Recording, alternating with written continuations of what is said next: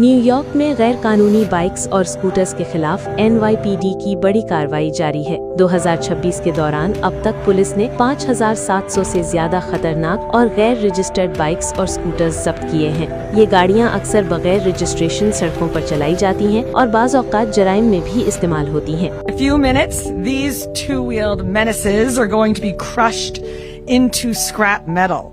And that is exactly where they belong. So far this year, the NYPD has seized over 5,700 illegal mopeds and scooters, up nearly 10% from the same time last year. Now, let's be clear about something. Simply owning one of these vehicles is not necessarily illegal. But many of the illegal mopeds and scooters that we seize are unregistered, uninsured, or carrying fake or altered plates. हुक्काम के मुताबिक बुध के रोज एक बड़ी कार्रवाई के दौरान 200 से ज्यादा गैर कानूनी स्कूटर्स को बुलडोजर के जरिए तबाह कर दिया गया। इस इक़दाम का मकसद वाज़ेह पैगाम देना है कि कानून की खिलाफ वर्जी और गैर कानूनी गाड़ियों के इस्तेमाल को बर्दाश्त नहीं किया जाएगा।